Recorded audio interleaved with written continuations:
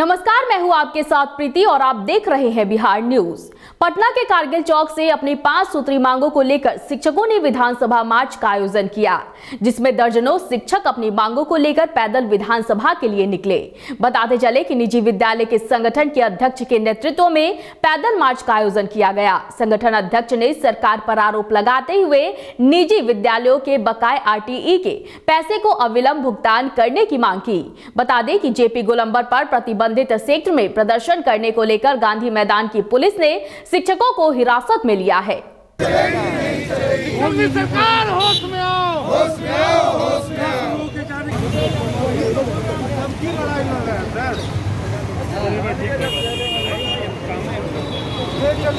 जदयू प्रवक्ता नीरज कुमार ने लालू यादव पर जुबानी हमला बोला है। बता दें कि नीरज कुमार ने लालू परिवार को आड़े हाथों लेते हुए कहा कि इनकी आदत है कि जब मौका मिले तब उगाही कर ले। वहीं उन्होंने बिहार विधानसभा चुनाव में तेजस्वी यादव द्वारा रोजगार देने के ऐलान किए जाने पर भी एक बार फिर से हमला बोलते हुए कहा कि लालू यादव जेल से ही रोजगार दे रहे हैं। अभी बताइए तो बुढ़ापा में 10 लाख लोग का रोजगार बेटा कह रहा था, अब पीते ले रोजगार खोज दिया।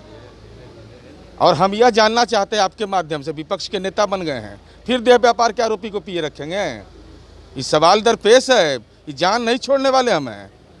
अनैतिक देह व्यापार का अधिनियम आरोपी इनका निजी सहायक बनता है। हम लोग के यहाँ पिए जो बनता है, चाहे पूरी सरकारी सेवा में बहाल होता है, उसकी शैक्षणिक योग्यता होती है, न्यूनतम शैक्षणिक योग्यता। इनके यहाँ आपराधिक योग्यता है कि अनैतिक देह व्यापार अधिनियम का आरोपी होगा वो निजी सहायक होगा।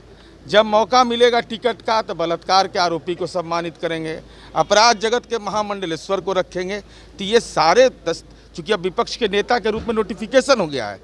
खबर वैशाली के भगवानपुर से है, जहां बेलगाम गैस टैंकर ट्रक ने ऑटो को जोरदार टक्कर मार दी, जिसमें एक युवक की मौत हो गई जबकि 4 लोग गंभीर रूप से घायल हो गए।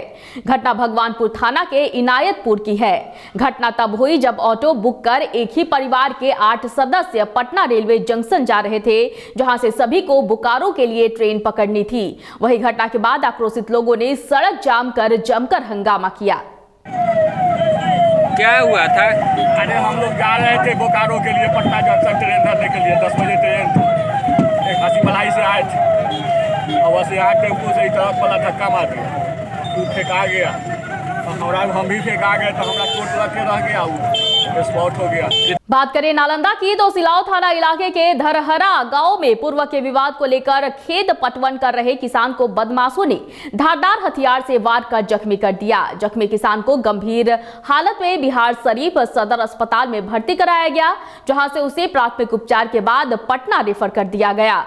वहीं थाना अध्यक्ष पवन कुमार ने बताया कि आपसी विवाद में ये घटना हुई है। एक नामजद समेत अन्य अज्ञात के विरुद्ध मामला दर्ज कराया गया है। धरहरा आलू रोपने के लिए गए थे और कुदाल मैंने के बोरिंग से लाने गए थे। उसी बीच दौरान बंठा चौधरी है और उस बंठा चौधरी जो कि आया गाली गलौज करने लगा 10-15-20 आदमी से, और उसका बेटा दोनों था। जब गाली देने से मना किया था, हंसुली से चलाकर पेट फाड़ दिया। नालंदा जिले के भागन बिगहा ऊपी के कादी बिगहा गांव में इंजीनियरिंग की तैयारी कर रहे छात्र ने फांसी लगाकर आत्महत्या कर ली। घटना की जानकारी मिलते ही भागन बिगहा थाना पुलिस मौके पर पहुंचकर शव को कब्जे में लेकर पोस्टमार्टम के लिए सदर अस्पताल भेज दिया। थाना अध्यक्ष देवानंद शर्मा ने बताया कि यूडी केस दर्ज कर मामले की तहकीकात की जा रही है।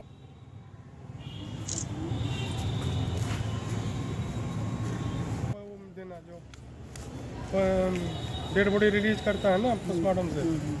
सहरसा जिले के सौर बाजार थाना अंतर्गत ऑफिस से घर जाने के क्रम में समदा गांव के समीप मनरेगा जेई मुकेश कुमार भारती के अपहरण के 48 घंटे बीत जाने के बाद भी अब तक अपराधी की गिरफ्तारी नहीं होने से नाराज वैश्य समाज के जिला अध्यक्ष मोहन प्रसाद शाह ने कहा कि सरकार व जिला पुलिस प्रशासन के लिए चुनौती का विषय है। यदि जेई को सकुशल बरामद नहीं किया गया तो उग्र आंदोलन करेंगे। इसलिए वैश्य समाज सहरसा के द्वारा जिला प्रशासन से मांग करते हैं कि जल्द से जल्द उसका बरामद किया जाए। उसका परिवार की दैनिक स्थिति को देखते हुए हम लोग बहुत चिंतित हैं। इसलिए प्रशासन ने सरकार से अविलंब उनका बरामदी के लिए कोशिश करते हैं। इनका अपराधियों के द्वारा अपहरण कर दिया गया 24 तारीख को। इसको लेके पूरे समाज में व्यापक आक्रोश है और नई सरकार के लिए यह एक चुनौती है। और कोई उनका फैमिली बैकग्राउंड कोई बड़ा बैकग्राउंड नहीं है, मध्यम वर्गीय परिवार से 15 लाख फिरौती देने की उनकी हैसियत भी नहीं है। उसके बावजूद अपराधियों द्वारा बार बार फोन करके उनके पिताजी से 15 लाख फिरौती मांगा जा रहा है। मधुबनी के बेनीपट्टी के श्री लीलाधर उच्च विद्यालय के मैदान में मिथिलांचल सर्वांगीण विकास संस्थान द्वारा आयोजित 3 दिवसीय 36वां मिथिला विभूति स्मृति पर्व समारोह की शुरुआत की गई। कार्यक्रम का उद्घाटन बेनीपट्टी विधानसभा की पूर्व विधायक भावना झा समेत कई लोगों ने संयुक्त रूप से दीप प्रज्वलित कर किया। इस दौरान पूर्व विधायक भावना झा ने कहा कि बाबा विद्यापति हमारे धरोहर है। मैथिली के विकास के लिए सभी मिथिलांचल वासियों को एक होकर लड़ना होगा। वही कार्यक्रम में धरोहर सांस्कृतिक मंच मधुबनी और संगीत अकेडमी मंच बेनीपट्टी के कलाकारों ने नृत्य प्रस्तुत कर श्रोताओं को झूमने पर विवश कर दिया।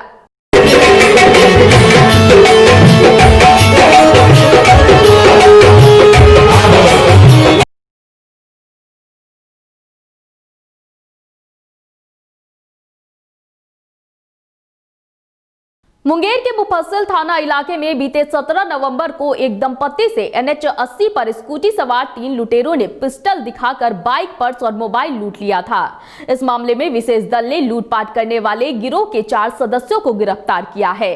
वहीं उनसे पूछताछ के दौरान पुलिस ने लूटी गई मोटरसाइकिल और एक अन्य बाइक को भी बरामद कर लिया गया है। अंतर्गत NH 80 पर तिनबटिया चौक के पास अनंत कुमार नाम करके भागलपुर के निवासी अपने बहन के यहाँ 17 तारीख को आ रहे थे। मई गांव में तिनबटिया के पास एक मोटरसाइकिल पर 3 व्यक्ति ओवरटेक करके उनका मोटरसाइकिल पर छीन लिया, मोटरसाइकिल लेकर के भाग गया।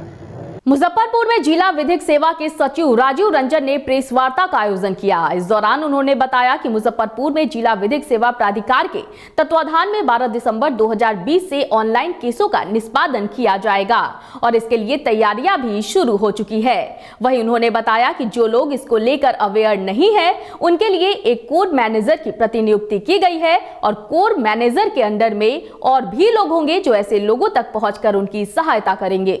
मेन तारीख तो 12 दिसंबर तय किया गया है, लेकिन इसकी प्रक्रिया अभी शुरू हो चुकी है जो 11 तक हम लोग सारा कुछ करेंगे। इसमें सेटलमेंट है, आपका कॉल लिस्ट बनाना है, लोगों को कॉल करना है, कंसेंट कॉलिंग है और इस तरह से मीटिंग है। सारी चीज़ें ऑनलाइन होंगी। पब्लिक टेक्निकली उतने ज़्यादा अवेयर नहीं है उसको लेकर। बेगूसराय पुलिस ने सोना चांदी दुकान लूट मामले में 6 बदमाशों को हथियार और लूटे गए जेवरात के साथ गिरफ्तार किया है। दरअसल तेघड़ा थाना पुलिस को गुप्त सूचना मिली थी कि कुख्यात बदमाश छोटू कुमार अपने साथियों के साथ पिढ़ौली चौक पर छिपा हुआ है, जिसके बाद पुलिस ने छापेमारी कर छोटू कुमार और राजा कुमार को एक देसी पिस्तौल, कारतूस, लूटी गई बाइक के साथ गिरफ्तार कर लिया। वहीं पूछताछ में छोटू कुमार ने समस्तीपुर जिले में एक सोने चांदी की दुकान में लूट में अपनी संलिप्तता स्वीकार की है। तो सूचना मिली कि हमारे यहाँ का जो मोस्ट वांटेड अपराधी है छोटू कुमार, हसनपुर का छोटू कुमार है, वो पिढ़ौली चौक के पास है। इस सूचना पर टीम गठित कर उसको गिरफ्तार किया गया। गिरफ्तार के उसके साथ एक सूरो गांव का राजा कुमार पकड़ा गया और उसके साथ एक देसी पिस्तौल, 2 कट्टा और मोबाइल वगैरह। कोरोना संक्रमण को देखते हुए मसौढ़ी में एसडीएम के आदेशानुसार जागरूकता अभियान चलाया गया। साथ ही लोगों के बीच मास्क का भी वितरण किया गया। जागरूकता अभियान में मसौढ़ी एसडीएम अनिल कुमार सिन्हा, अपर पुलिस अधीक्षक शुभम आर्य, प्रखंड विकास पदाधिकारी पंकज कुमार और अंचलाधिकारी मृत्युंजय समेत सैकड़ों समाजसेवी शामिल रहे। वहीं इस कार्यक्रम का आयोजन आर्यभट्ट परिवार मंच की ओर से की गई थी। हाँ, इधर इलेक्शन समाप्ति और छठ महापर्व समाप्त होने के बाद कई दूसरे जगह से भी लोग आए हुए थे। लोगों का आवागमन बढ़ गया था, जिसके कारण जो है कोरोना का संक्रमण भी हमारा कुछ बढ़ा है और संक्रमित लोगों का संख्या भी धीरे धीरे बढ़ रही है, जैसा कि आप लोग हर एक दिन देख रहे हैं। तो उसी के आलोक में आज हम लोग जो है मसौढ़ी अनुमंडल एवं अन्य जो है प्रबुद्ध नागरिकों के साथ जो है जागरूकता अभियान निकाल रहे हैं, ताकि लोगों को जानकारी हो कि जो है कोरोना को संक्रमण को रोकने के लिए मास्क पहनना अनिवार्य है, मास्क पहनने से ही इसका संक्रमण पे हम लोग काबू पा सकते हैं। जैसा कि आप लोग जानते हैं कि इसका अभी तक कोई दवाई, कोई वैक्सीन अभी तक आया नहीं है। इसका बचाव का सिर्फ एक ही जो है उपाय है, वो मास्क है। तो मसौढ़ी अनुमंडल के सभी नागरिकों से और प्रबुद्ध लोगों से हम लोग अपील करेंगे कि जहाँ भी सार्वजनिक जगह में आप लोग जाते हैं, कृपया मास्क पहनें और दूसरे को भी मास्क पहनने के लिए अपील करें। धन्यवाद। कल आपके थाना के नज़दीक चेकिंग अभियान लगाया गया था, बहुत सारे मोटरसाइकिल पकड़े गए, मैं भी वहाँ उपस्थित था। तो ज़्यादा भीड़ भाड़ वाली जगह पर है, वहाँ के लिए आप क्या करेंगे? सबसे पहले तो हम लोगों से अनुरोध करते हैं कि वो कम से कम मात्रा में बाहर निकलें, जब ज़रूरी होता है तभी हम बाहर निकलें, क्योंकि भीड़ भाड़ रोकना बहुत कम मुश्किल हो पाता है जब ज़्यादा लोग बाहर निकलते हैं। उसके लिए हम फ़ाइन भी लगा रहे हैं। फ़ाइन में हम ये भी देखते हैं कि अगर सब लोग मास्क पहने हुए हैं निकलते हैं तो मास्क पहन के बाहर निकले और थोड़ा दूरी बना के चलें, लोगों से दूरी बना के चलें, जिससे क्या होता है संक्रमण कम से कम हो, ना फैले। तो ये हमारा प्राथमिकता है। इसके लिए निर्देश भी दिए जा रहे हैं, लोगों को जागरूक भी किया जा रहा है, हम जागरूक भी करेंगे इसी से।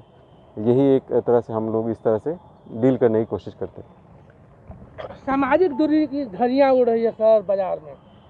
देखिए, सबसे पहले तो ये पब्लिक ड्रिवन कार्यक्रम है। सामाजिक दूरी तभी मेंटेन होगी जब लोग जागरूक रहेंगे।